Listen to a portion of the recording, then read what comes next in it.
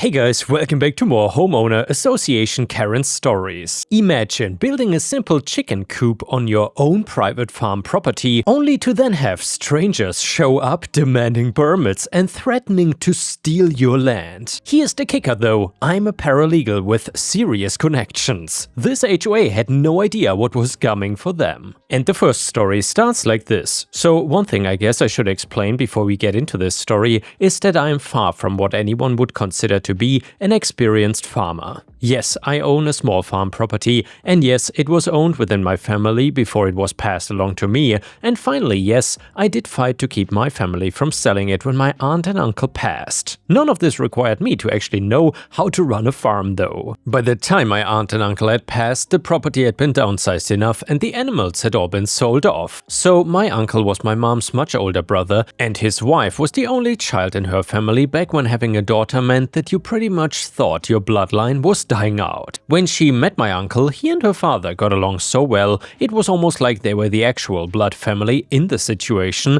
and so the farm was given to them. The 20-year age gap between my uncle and my mom, plus the fact that he pretty much fully adopted himself into my aunt's family, meant that we didn't all really act like closely bonded family. Overall, it was not quite like those stories about people learning about their long-lost relatives when they are tracked down to receive their inheritance, but it was not completely different either. They did not even live in the same state as my family. So when the land fell in the hands of my mom and the siblings she was actually raised with, they almost did not notify the family before they just sold the land and split the profits. I learned through a casual, "Well, you know, since your uncle passed away," in the middle of dinner. If I had not stopped everything when I heard that, I wouldn't have even gotten my bid for the land. I asked very nicely if my family could hold off on selling the property until I could do some research. And then when that didn't work because my family refuses to do anything civilly, I say this with just as much love as frustrated awe at their stubbornness, I fought tooth and nail for them to give me 1 month before they put the entire process into the hands of real estate agents. So yeah, I'm not into farming. Why do I even care what happens with this property? Well, I work as a paralegal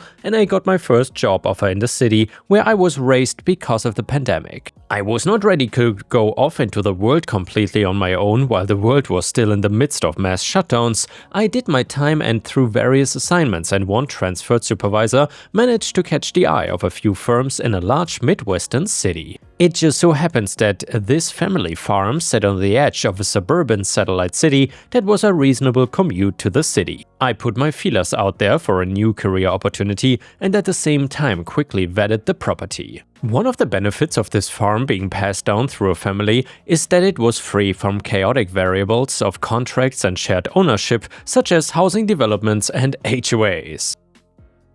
But it was also a nice isolated home on a good-sized plot of land that had not been valuable enough to sell when my uncle downsized since he could not manage the physical labor anymore. Additionally, there was plenty of exposure to nature nearby and a community that had everything I wanted from it. Actual farmers markets and a thriving environment for artists and small business owners in its historic downtown. I might enjoy city living, but I also knew the dangers of it working for a law firm. To make sure I did not become a shameless nihilist, it was important that I did not let the city own my whole life. So I went back to my family and fought for that property. They definitely could make more than I could ever hope to pay if they started a bidding war amongst real estate developers, but fortunately, I have a good family. I managed to make a deal, and through a bit of finagling, I was mortgaging the house and my family had a not insignificant amount to distribute amongst themselves.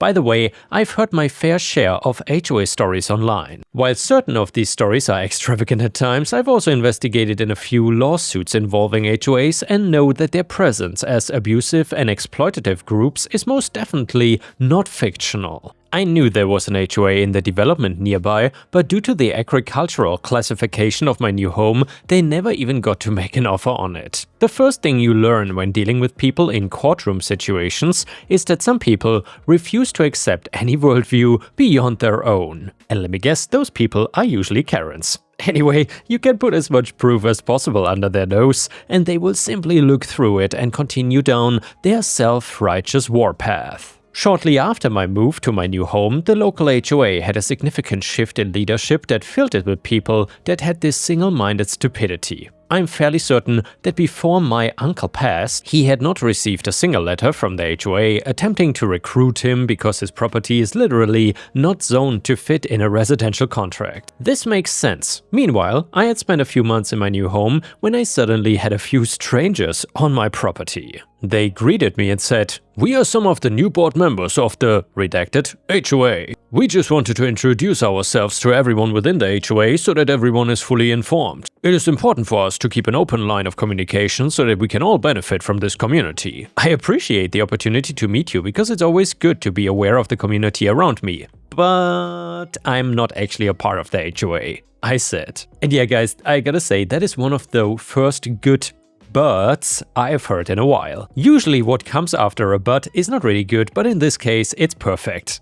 "No, that can't be right." They had the most dismissive look in their eyes, as if I was hardly a person in their mind. Honestly, the blatant disregard for me in their answer shocked me, and I was certain that I was misinterpreting the situation. I explained that it was right and was going into a brief description of the history of this property and its zoning, which meant it categorically could not be in the HOA. I did not make it far before they interrupted me and said, "Look, we just want cooperation and communication with the community. I don't understand what you stand to gain by standing there and lying to our faces." And yeah guys, honesty is very important to me. I know, scandalous for me to say that while working for a law firm, I don't often handle being called a liar well. I am an adult and I kept myself civil as I promptly disregarded whatever comments they tried to continue with and dismissed them off of my land before shutting the door in their face. From our first interaction, I knew that this would not be the last time I had to deal with this group, even as I was closing the door in their face. I trusted myself to be able to handle further situations with more grace and knew that I had enough legal experience with these situations to not be caught off guard in the future. And it was not even close to the last time. Letters and more envoys were sent my way with my complete disregard for their authority, resulting in threatened fines and even once threatened a lien on my property. I'm a paralegal and I know how to protect myself. I got a dashboard camera on my car, a doorbell camera and a few cameras on the perimeter of my property. I don't get rid of mail for at least 6 months and I keep it all neatly filed. I was certainly not trying to gather evidence yet. I didn't think I would ever need any. I had plenty of evidence already to corroborate these early interactions though. While I don't have experience as a farmer, I do love to keep vegetable and herb gardens. I had plenty of space, so I grew a few vegetables and kept my grocery bills lower while making sure I had the freshest produce. The self-sufficiency of this was satisfying for me, so I decided that I wanted to take this a step further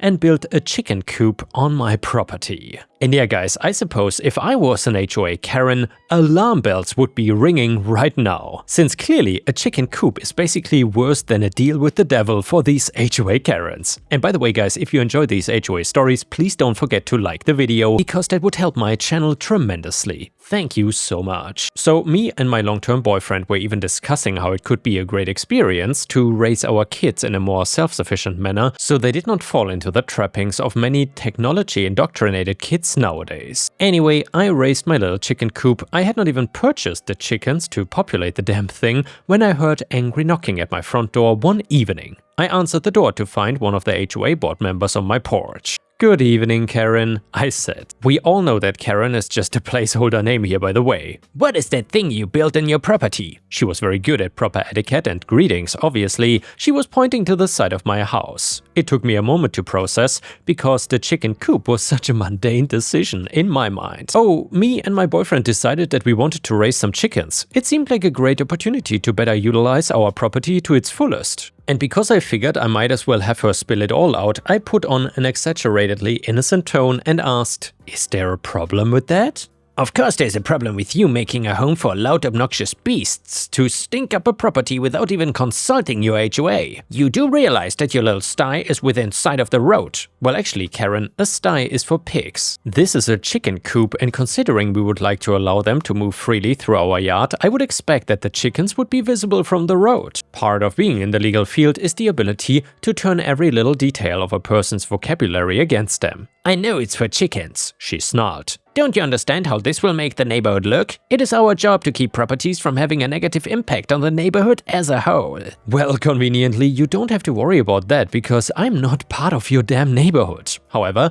I actually think this would improve respect in the community, considering this is a previously rural town that has been steadily renovated into a suburban environment. Karen got her shoulders all tightened up around her neck and took an accusing pointer finger to my face. "I will not have you continue this fabrication of immunity against our HOA. It has been a big enough issue trying to keep you in line while you are not committing any direct infractions in our contract." Well, can you explain what your contract says about building on properties? She had a brief triumphant look on her face as she thought this meant I was capitulating. Of course, I am not subject to that contract, but I would like to see where your contract says that I cannot build on my own private property, I clarified. She sputtered a bit before she managed to say, "Any construction projects that impact the community must go through the HOA." What do you mean by impact the community? Which construction projects would be considered to not have an impact on the community?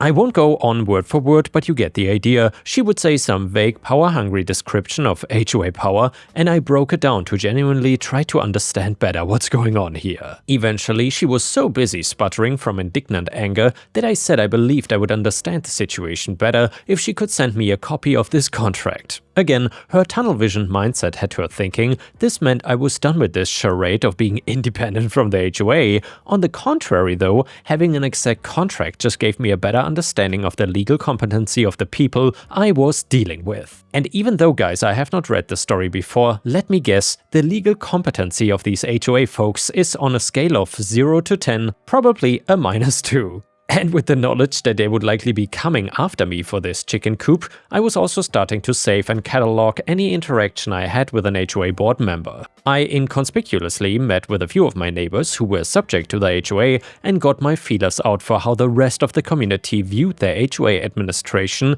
they were dealing with. Karen, in all her enthusiasm, knocked on my door with the contract the following evening. I took a glance at the section she had marked with a highlighter. I had just finished reading it when she got impatient and blurted out, "A permit. You need a permit for any building project that is not contained within privacy fencing on an HOA property." She looked so proud of herself. I gave her a tight-lipped smile and said, "Well, look at that," then slammed the door in her face. Yet again, she viewed this as a victory for her and then left. Whoever had written this HOA contract should have been shot for the control they were trying to exert over the houses. The fines and rules for permits associated with the section Karen spoke about were downright horrific. Even something as small as a lawn swing could cost a family a few $1,000s, and that is not including any late fees that could be stacked without notification. And then to top it all off, I knew that people would attempt to take the HOA to court, but since they had signed this contract that might never have seen a lawyer's desk, they would be doomed to pay for a loss. I already knew that I was well within my rights to build a chicken coop. However,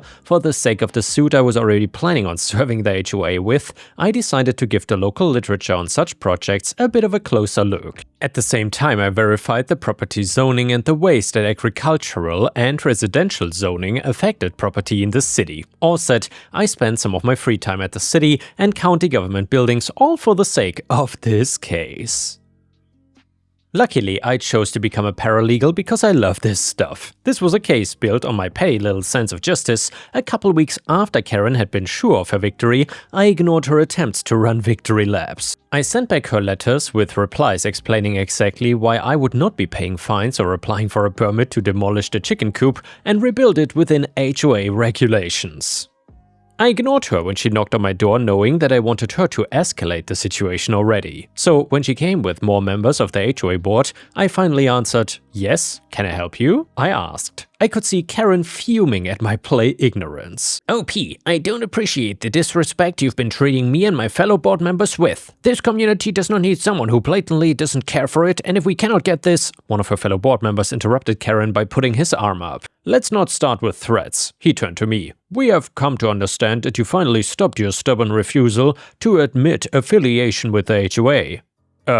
Absolutely not." I'm most definitely not a part of the HOA, and I would greatly appreciate it if you could stop coming onto my property against my wishes, I replied. It quickly devolved from there until the 4 grown adults on my front porch were practically tripping over each other for the right to tell me that they would fight for a lien and a foreclosure if I continued my resistance. I'd been ready for their appearance and took this visit as a signal to set the first steps of my plan in motion. Their harassment up until now has clearly been enough to justify a cease and desist letter, but the additional threat of trying to kick me off my own private property was a good cherry on the cake. Cherry on the cake is a decent metaphor, as a better one might be fuel to the fire. I finally arranged the purchase of chickens to start building the population in my coop now that I had also sent the cease and desist. If I had not been so solidly confident in the case I was building, I may have been upset by what showed up at my door next. To be honest, I already felt strongly enough that my resistance in this situation was important to make sure that people less knowledgeable than me would not be exploited by the HOA. When I opened my door and found their reply to my cease and desist letter, it was vindicating to this idea. I knew I was well equipped to tear these people down from their self-appointed thrones and ensure that no one received this disgusting harassment anymore. They had broken into my yard, camera evidence, to grab chicken poop and smear it on my cease and desist letter. Well-documented photos as well as a poor attempt to hide from the Ring camera while their car was clearly visible. There was a threat in the letter that I very smartly documented with the knowledge that in the courtroom, a threat to "make me comply or else" could very clearly be construed as a threat to my safety. Not that I believed any of the HOA had enough of a backbone to attempt to harm me, but with this reply I sent a formal complaint to the city and indicated my intent to file a lawsuit. After a bit of correspondence with the city, I sent them my evidence. Then I went and filed a police report against Karen. This done, I served a lawsuit to the HOA and indicated to Karen that I was gonna press criminal charges against her for harassment and trespassing. While I was waiting for the city to investigate this, I went to the actual members of the HOA and collected promises for those that would be willing to testify against the HOA and Karen. I also warned them about their contracts and walked them through how to fight the exploitative documents. It did not take much investigating for the city to side with me in the case of my property being safe from the HOA. This civil case brought down some minor consequences on the head of the HOA board, but it was not enough to get them taken down from their positions of power as of yet. Well, except for Karen. I asked one of the partners at my firm to do me a favor and he took up the case against Karen. This ended up with her getting hefty fines. We fought for every drop of punishment that we could squeeze out of this situation, and to save face, the rest of the HOA board denounced her actions and forced her out of power. This ultimately would have been satisfyingly enough for the wrongs committed against me. However,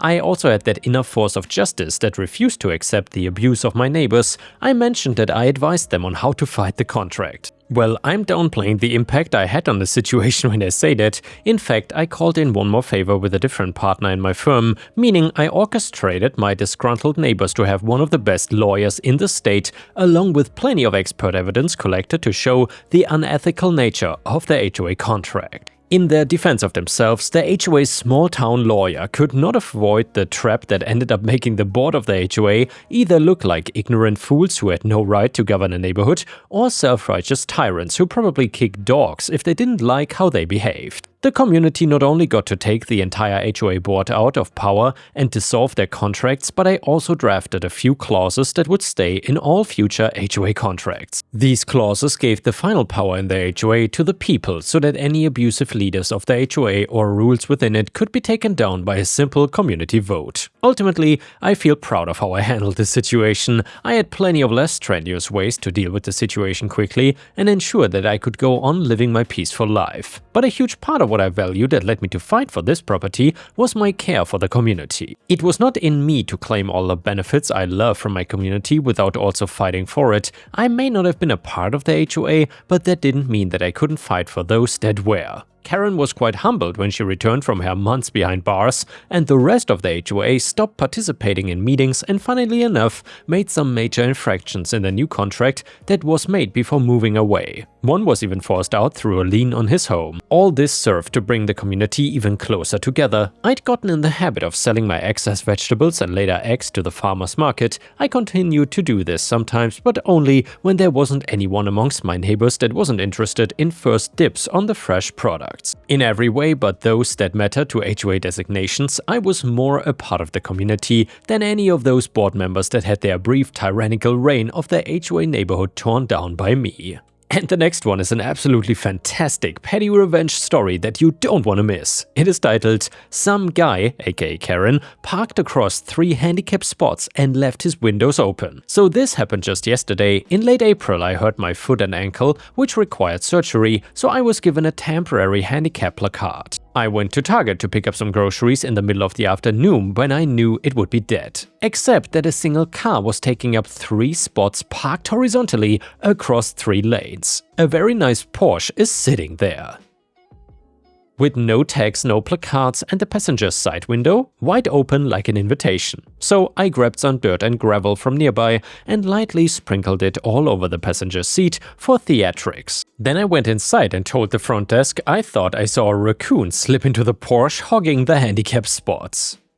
They announced over the intercom asking the owner to come up. I stayed within viewing distance to see what would happen when a dude practically ran over, yelling about his car and calling the employees names for lack of pest control, clearly pissed and yelling. Not long after, a big-ass biker-looking security guard showed up and then he called parking enforcement to handle the parking violation. He was also banned from the Target for his conduct. Meanwhile, I doubt there was any sign of a raccoon in his car. Edit, for people who have trouble reading, there was never a raccoon. Edit 2, for everyone saying it's impossible for a Porsche to take up 3 spots. From a comment below, don't know what to tell you, it looked like a sleek SUV. I don't know much about cars, but I saw the Porsche written on the back. It looked very nice, it was parked in the middle of 3 spots and the ends were jutting into each other's lane. And yeah guys, before we end the video, we will read one last funny story from r/pettyrevenge. It is titled, "Accidentally got revenge on my mom as a toddler." So when I was 18, I learned that I had an older half-sister named April on my dad's side. She was 12 when I was born, she's a great person and one of my best friends now. The reason I didn't learn about her earlier than age 18 was my mom. She did not like the idea of an older girl who was not her own baby being part of the family and challenging her power in the relationship dynamics. So basically, she talked my dad out of his role as a parent and made everyone else pretend that April did not exist. Cut to me, age 3, I'm a girl, currently my mom's only kid, and have recently become fascinated with my reflection in mirrors. I've decided in fact that my reflection is a twin sister who lives in a mirror world. Mom and I are at a mall together one day, and I'm sitting in a cart as she pushes me past a long wall of mirrored windows. "Mommy, do you want to know a secret?" I asked her while staring at them. "I have a sister no one knows about." She freaked out, asked rapid-fire question after question until I explained the whole mirror twin thing, then calmed down and kind of refused to keep talking about my pretend mirror sister. It got us home very quickly. However, the memory stuck with me my entire life for how weird her behavior was, but it wasn't until my 30s that I realized she had been panicking because she thought I'd discovered April. Now that I know and love April, I'm glad I gave her that scare. Served her right for keeping us separated. And yeah, Ripe Stars, thank you for watching. I will see you again tomorrow. And please don't forget to subscribe if you haven't already.